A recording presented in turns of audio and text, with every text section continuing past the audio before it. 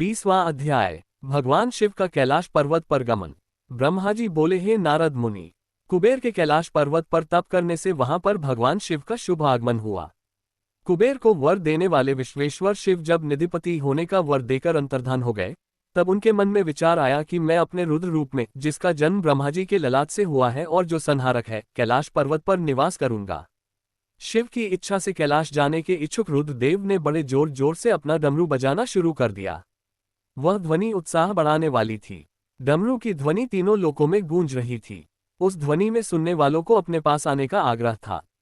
उस डमरू ध्वनि को सुनकर ब्रह्मा, विष्णु आदि सभी देवता, ऋषि मुनि, वेद शास्त्रों को जानने वाले सिद्ध लोग बड़े बड़े उत्साहित होकर कैलाश पर्वत पर पहुंचे।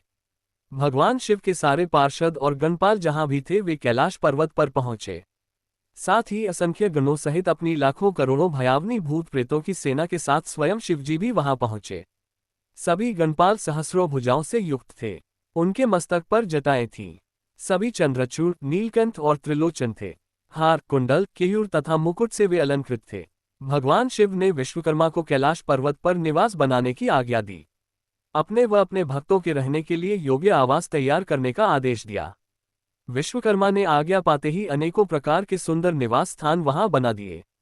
उत्तम मुहूर्त में उन्होंने वहां प्रवेश किया। इस मधुर बेला पर सभी देवताओं, ऋषि मुनियों और सिद्धों सहित ब्रह्मा और विष्णु जी ने शिवजी व उमा का अभिषेक किया। विभिन्न प्रकार से उनकी पूजा अर्चना और स्तुति की। प्रभु की आरती उतारी। उस समय आकाश में फूलों की वर्षा हुई।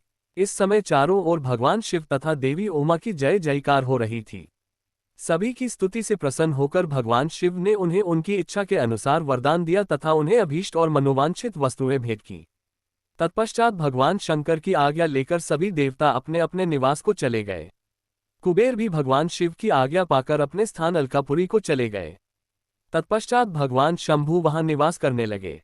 वे योग साधना में लीन होकर ध्यान में मग्न रहते। कुछ समय तक वहां अकेले निवास करने के बाद उन्होंने दक्षकन्या देवी सती को पत्नी रूप में प्राप्त कर लिया।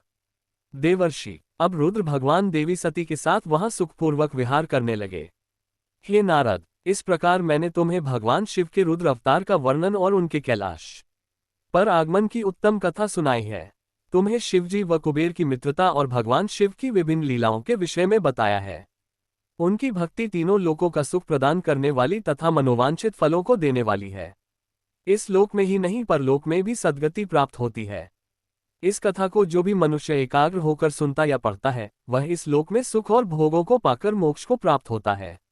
नारद जी ने ब्रह्मा जी का धन्यवाद किया और उनकी स्तुति की। वे बोले कि प्रभु, आपने मुझे इस अमृत कथा को सुनाया है। आप महाज्ञानी हैं। आप सभी की इच्छाओं को पूर्ण करते हैं। मैं आपका आभारी हूँ। शिव चरित्र जैसा श्रेष्ठ ज्ञान आपने मुझे दिया है। हे प्रभु, मैं आपको बारंबार नमन करता हूँ। श्री रुद्र संहिता संपूर्ण।